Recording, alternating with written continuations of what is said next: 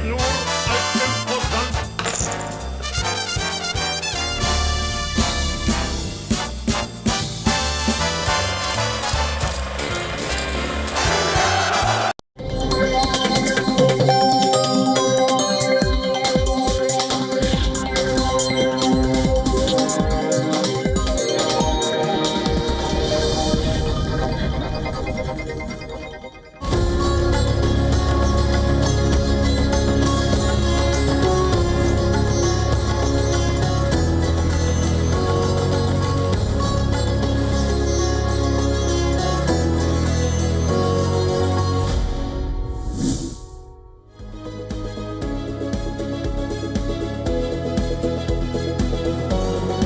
Hello, you're watching Race to Power. I'm Shreya Upadhyay. Tonight, our focus is on what Donald Trump promised to Americans and what he has delivered till now. The story of unfulfilled promises as the US president eyes the midterms and a reputation that he believes is of a peacemaker. And Denmark's Prime Minister Mette Frederiksen has announced on Monday that she has formed a new left-leaning minority coalition. The agreement secures her third term in office, bringing together four parties that hold a slim parliamentary majority. We get you more on what this means for her and the challenges that she faces. First up, let's focus on what has been happening in the United States of America. Well, Donald Trump returned to the White House for a second time, promising results. But as his administration moves through the second term, many of his biggest promises remain unfulfilled so far. To start with, the biggest promise of them all, no wars. Well, the Iran war continues to be a big hurdle for Trump. He's neither been able to get a deal as per American demands, nor convince Netanyahu to end his offensive against Lebanon. In fact, he's been unable to get Netanyahu to halt his attacks on Gaza as well. Remember, Donald Trump has been seemingly frustrated with the Gaza conflict. The war began after the October 7th massacre by Hamas that killed about 1,200 people in Israel. Hostage negotiations have produced temporary breakthroughs, but remember, a permanent settlement remains elusive.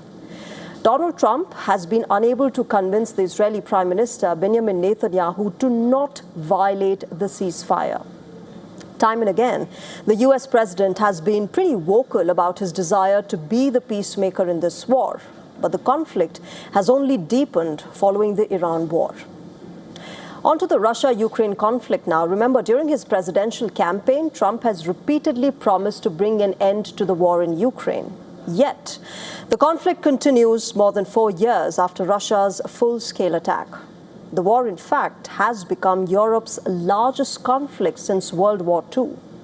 Hundreds of thousands of soldiers have been killed or wounded on both sides. Now, the United States has committed well over $100 billion in military, economic, and humanitarian support to Ukraine since 2022. In air defense, America has provided multiple Patriot missile batteries and interceptors to shoot down ballistic and hypersonic missiles, Stinger and Hawk missiles, over 270 Tower 155mm and 105mm howitzers, HIMARS, or what is called the High Mobility Artillery Rocket Systems, upwards of 700,000 mortar systems and rounds, dozens of Abrams main battle tanks, hundreds of Bradley and Stryker infantry fighting vehicles, over 10,000 Javelin anti-tank missiles, and tens of thousands of other anti-armor weapons. But despite military support and multiple diplomatic initiatives, neither Moscow nor Kiev has accepted a peace framework that could essentially permanently stop the fighting. For Trump, remember, ending this war was supposed to be a signature achievement. Instead, it remains one of the biggest unfinished agendas in his foreign policy so far. Shifting our focus to tariffs now. No policy better captures Donald Trump's economic philosophy than his tariffs. In April of 2025, Trump had imposed a baseline 10% tariff on imports entering the United States and introduced higher reciprocal tariffs on dozens of trading partners. The administration argued that these measures are rebuilding American manufacturing and forcing foreign governments to negotiate. However, economists remain divided over whether tariffs will revive manufacturing or simply raise costs for consumers, which, by the way, is now being seen across America. As per Forbes, Americans bore 90% of tariff increase last year. $1,000 to $2,400 were added to the average household budgets, and food, healthcare, as well as new vehicle costs worsened, clearly impacting the lower-income households the most. Add to this the impact of the Iran war on gasoline prices, which is increasing the burden on Americans. President Trump's tariffs have lost repeatedly in the courts as well. Remember, he invoked the International Emergency Economic Powers Act, but it was condemned not just by the Supreme Court, but by the Court of International Trade and the Federal Circuit as well. His use of temporary balance of payments authority was rejected by the Court of International Trade. He's now turned to Section 301 of the 1974 Trade Act, which essentially allows the president's discretionary retaliatory authority, and it requires only an accusation followed by a determination that the foreign country has engaged in an unreasonable conduct which burdens or restricts U.S. commerce, and therefore the tariffs are needed. And then there is perhaps a most unusual item on the list of promises that Donald Trump has faltered upon so far: the Grand White House Ballroom. Trump has advocated for a large state ballroom capable of hosting major events. To his critics, it is a symbol of presidential grandeur. In fact, the National Trust for Historic Preservation has filed a lawsuit to halt the construction, saying that the White House does not have congressional approval. Now, while an appeals court did allow Trump to go ahead, the U.S. president lashed out at the district court judge who had ordered a halt earlier. He said, and I quote him, "Judge Richard Leon, if anything happens, he will be held responsible for the death and destruction caused to our country."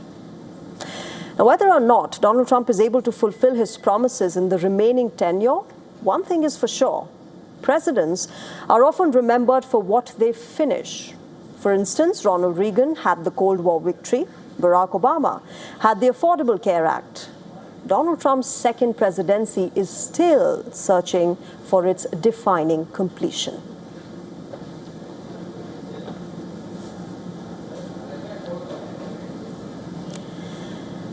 And let me go across to my colleague Susan Teherani. She's joining us live from New York at the moment. Susan, these are crucial months right ahead of the midterm elections, and what a lot of observers and analysts across the world are talking about is the number of claims and promises that the U.S. president had made to Americans and how most of them haven't been fulfilled so far. They are facing their own challenges in their own situations and contexts. What's it looking like for the moment, for the Republicans, for the U.S. president, as we move closer to the midterms?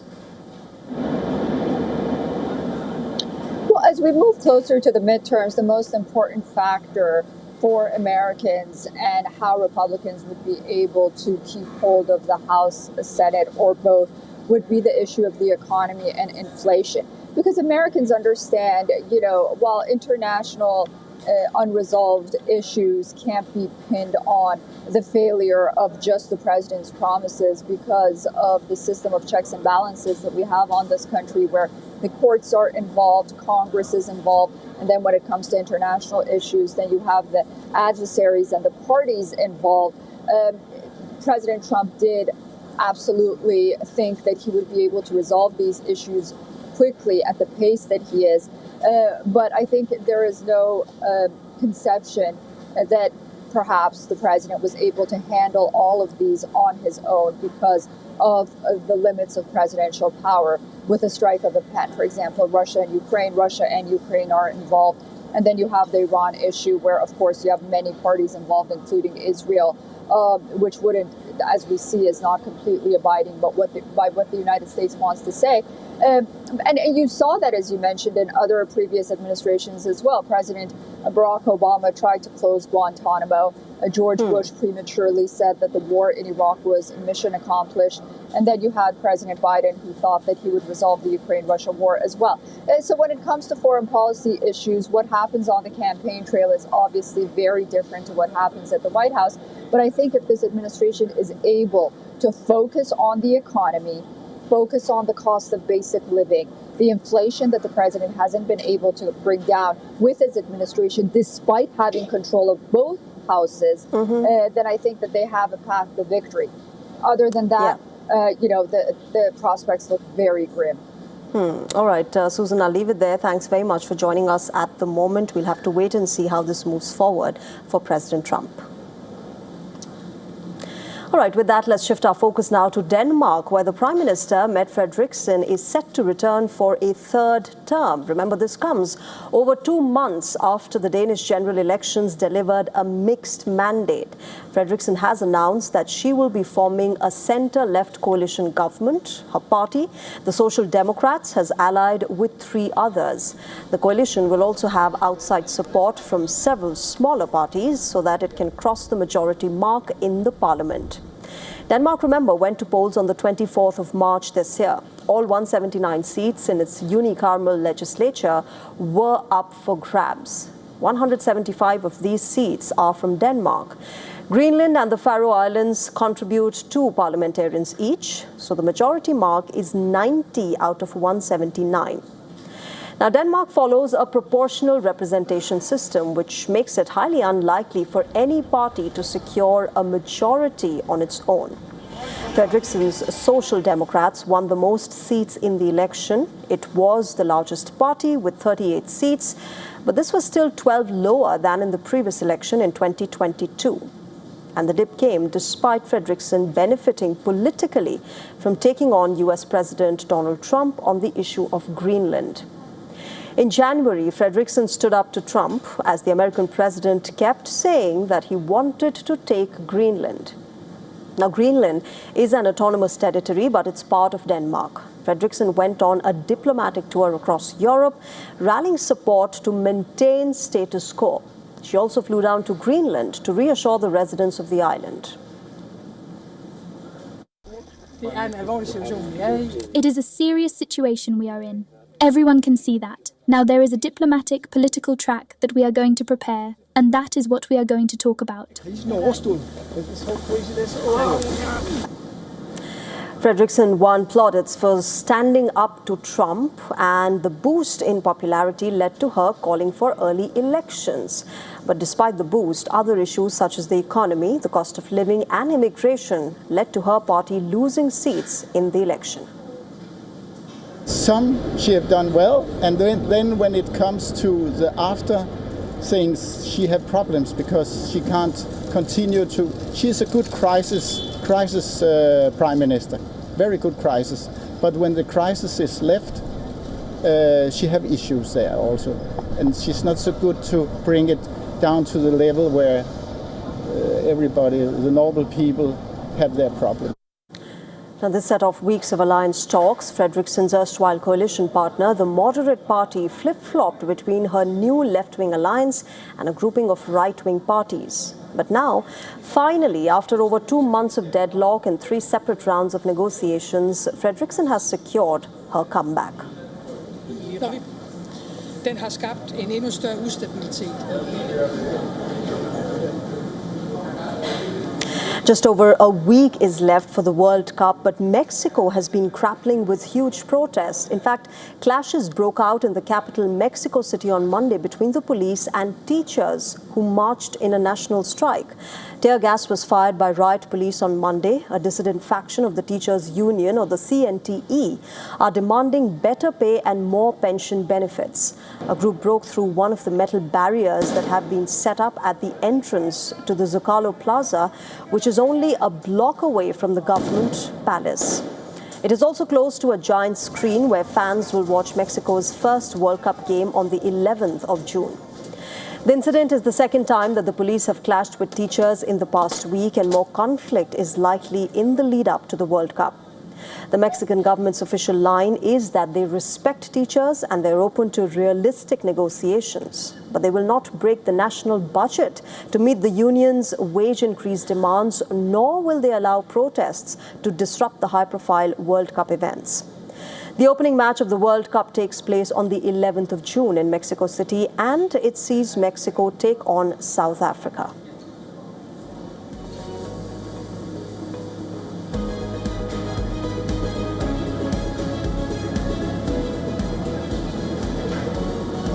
Moving on, massive unrest has gripped Chile as protests broke out across the South American country immediately after President Jose Antonio Cast's first State of the Nation address.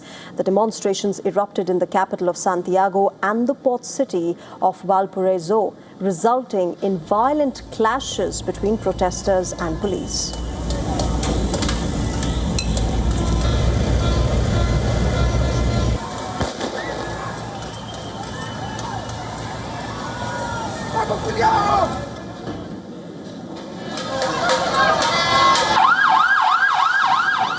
Chileans from labor unions and student groups took to the streets of Valparaiso to protest against the government of Cast. Many, as they headed toward the Chilean parliament, were repelled by the police using water cannons.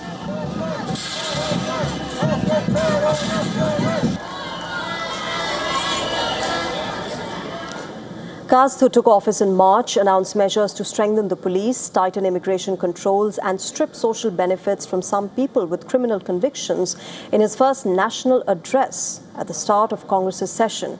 The speech came at a defining moment for Cast. He's seeking to regain momentum after an early drop in approval ratings and cabinet turmoil.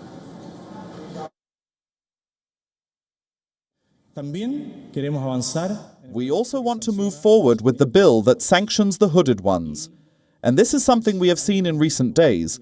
We don't want to see young people, driven by others, go out to the Alameda and throw Molotov cocktails. In Valparaiso, protesters clashed violently with the police directly outside the Congress building.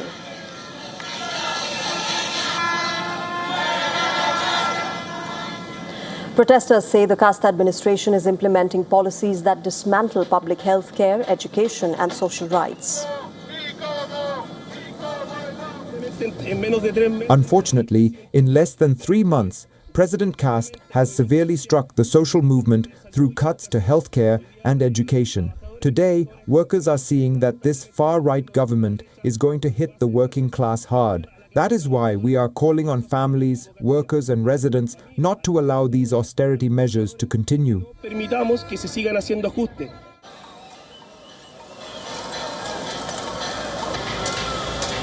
Meanwhile, in Santiago, large crowds marched through the capital chanting anti-government slogans and demanding the protection of social programs. During Jose Antonio Cast's first State of the Union address, which was deeply troubling for the working majority, Cast not only resorted to lies and demagoguery, but also made it clear that they intend to escalate levels of authoritarianism and repression.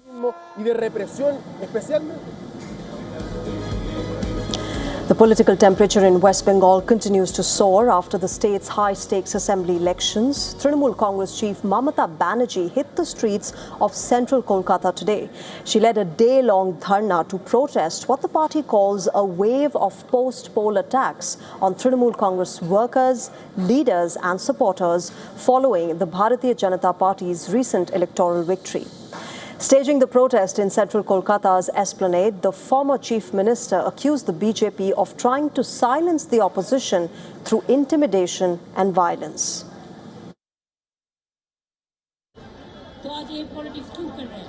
Why is the BJP doing politics? Why is the BJP trying to break the TMC? It's not good for the constitution or anyone else.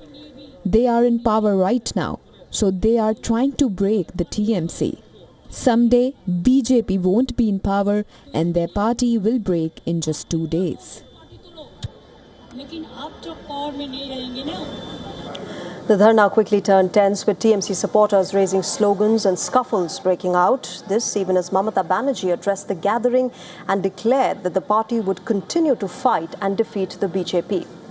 The protest also comes in the wake of an attack on TMC MP Abhishek Banerjee, with the party linking the incident to what it describes as a larger political crackdown after the election. Mamata Banerjee was joined by several of the party's old guard, including Firhad Hakim, Madan Mitra, Derek O'Brien, Kalyan Banerjee and Dola Sen, although the absence of many of the TMC's newly elected faces did not go unnoticed. Separately, meanwhile, the Trinamool Congress suspended 2 of its newly elected MLAs, Shandipan Saha and Ritabrata Banerjee, for allegedly being involved in anti-party activities. The expulsion order came immediately after Chief Minister Shivendu Adhikari said in his press conference that the two expelled MLAs had filed complaints of signature forgery on a party letter that endorsed Sobandev Chattopadhyay as the leader of the opposition in the State Assembly. Our correspondent Arkadipto Mukherjee has sent us this report with more details. Take a look. The ex-Chief Minister of West Bengal, Mamata Banerjee, has started a sit-in protest today at the Esplanade Y Channel corridor from 2:30 this afternoon. Before that, he went to B.R. Ambedkar's statue and Mahatma Gandhi's statue and paid tribute to the statue. And now the protest is going on, and it shall go on till 7 o'clock in the evening. Though earlier it was permitted till 5 p.m. But and during the sit-in protest, Mamata Banerjee has said that has brought up a lot of issues actually, from the attack on Abhishek Banerjee to the Rito Broto and Chandipan Shaha issue. She has dragged in a lot of issues and said one thing: as long as she is alive, she will make it a point that BJP will no longer stay in the state as well as in the center. And it's very evident the way the supporters have come in, joined her today in Esplanade Y Channel corridor is remarkable, and among them, she, along with many MPs and MLAs, are showing this sit-in protest. With the camera person Shubhro, this is Arkadipto, WION, Kolkata. Shifting our focus now, former BJP president of the South Indian state of Tamil Nadu, K. Annamalai, seems likely to quit the party. This, remember, comes after the former IPS officer declined to dismiss reports that he has been planning to launch a new political party. Speaking with the media, Annamalai said that he would provide answers and clarify his stance in 2 days. The remarks come amid intense speculations that the 41-year-old could be floating his new political party following the 2026 Assembly elections. The former BJP president of Tamil Nadu has remained silent on reports regarding his future. Questions about his next move gained momentum after he was not fielded from the Coimbatore constituency in the 2026 Assembly elections, despite expressing interest in contesting from the particular constituency. Annamalai, in fact, also criticized the central government's decision to advance the implementation of the 3-language policy for Class 9 students in Tamil Nadu. This has fueled debate about Annamalai having possible differences with certain sections of the BJP's top brass. On the other hand, the Bharatiya Janata Party has dismissed reports of a split, saying that Annamalai remains committed to the party. Annamalai has been in New Delhi to meet with the BJP's top brass to discuss his future within the party. The former IPS officer joined the BJP, remember, back in 2020. The 41-year-old served as the party president in Tamil Nadu between 2021 and 25, becoming one of the most visible leaders in the state through aggressive campaigns and strong social media presence. And WION's principal correspondent Siddharth MP has sent us this report from Chennai. Take a look.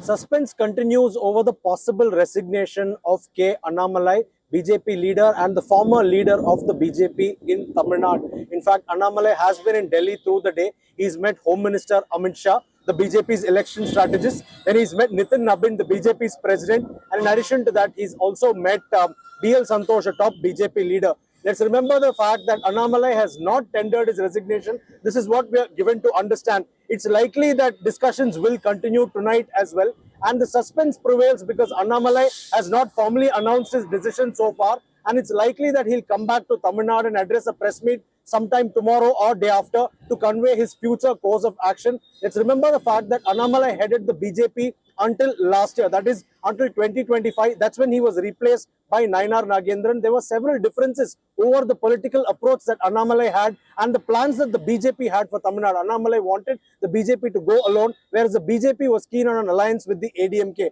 So there were various differences even in the approach of how both of them wanted to do politics. So this is one of the reasons. And overall, over the last 1 year, there's been a consistent decline in Annamalai's political significance in the state after he was removed as BJP state president. From Chennai, Siddharth MP, WION World is One.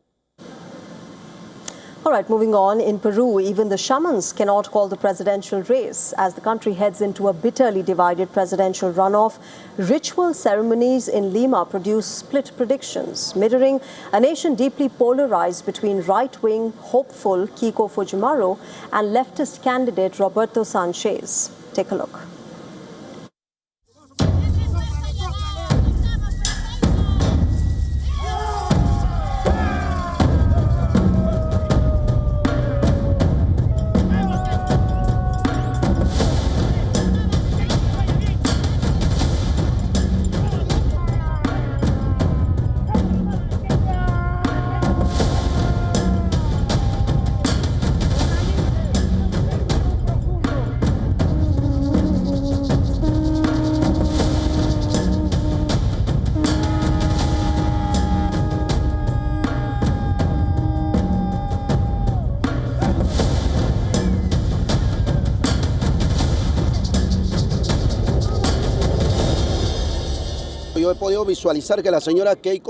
I have been able to see that Mrs. Keiko Sofia Fujimori will be the president of Peru because the people want a change. Many criticize her for her father, for her brother, but she has not yet been governing.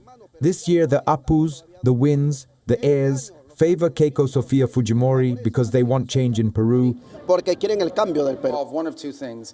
Either A, finding creative opportunities. In essence, the host country will say to them, we have these areas, these industries of investment. And the embassies will take an active role working with the Bureau to identify American companies who could potentially go down there and see if there's an opportunity for them. And the second is what you just pointed to, and that is protecting existing American investments. Because the point we make with everyone we interact with is you can't ask for American investment into your countries when you have a history of expropriating, of takings, and in some cases, it's a local official that's trying to extort an American business and say, hey, I'm the sheriff or I'm the local police officer. If you don't pay us, your workers won't show up to work tomorrow. We have problems like that as well around the world that involve the local level, and it's become a leading part of our diplomacy.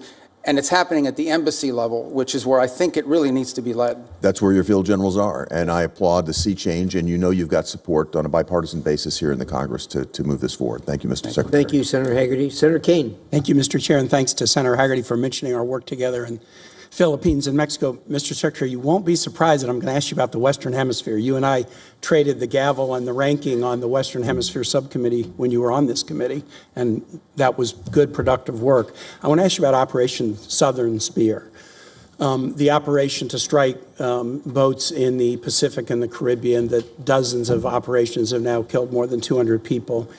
Have you been involved as Secretary of State or National Security Advisor in discussion about the targeting criteria that are used to decide which boats we should strike?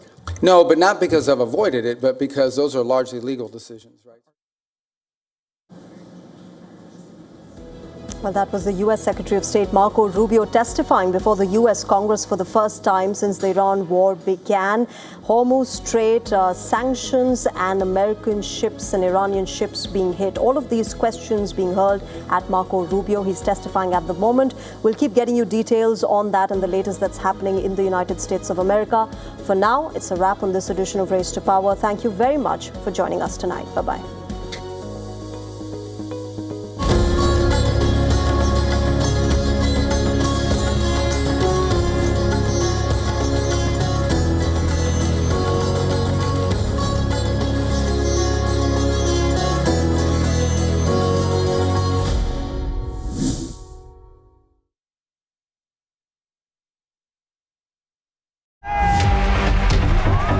Campaigns, elections, alliances, controversies, and power play.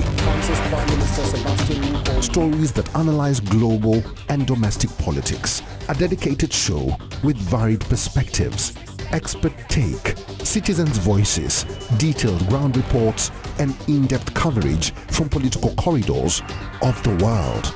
This is Race to Power, only on WION. In West Asia, every move shifts the world's balance. Wars, ceasefires, alliances, power never stands still. From Tehran to Tel Aviv, from Damascus to Doha, the West Asia Post cuts through the chaos to reveal the region that shapes the world. Because what happens in West Asia never stays in West Asia. This is the West Asia Post, the region's story, the world's impact. WION, India's global voice, the channel that brings you the biggest stories from across the world through India's lens.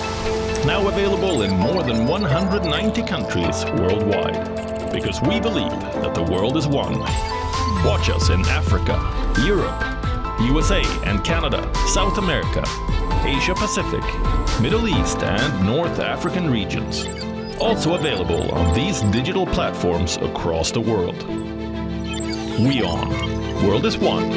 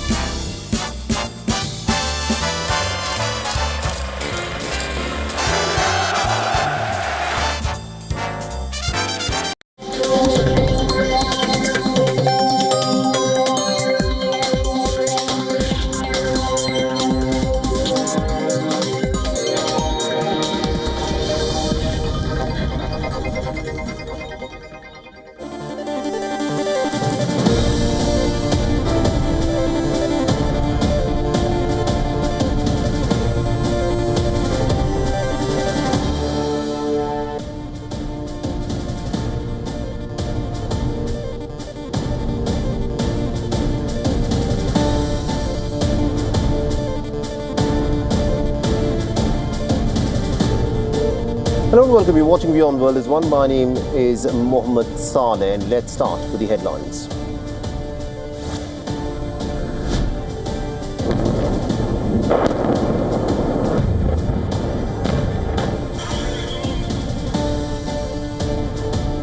Now, Ukraine says that at least 21 people have been killed and more than 100 others wounded in massive overnight Russian missile and drone strikes across Ukraine.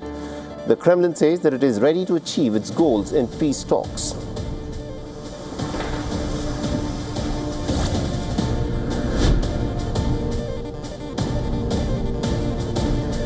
The Israeli Prime Minister Netanyahu says that Israel will help to make Iran's regime disappear as it talks to reach a peace agreement between the United States and the Islamic Republic appear to be stuttering.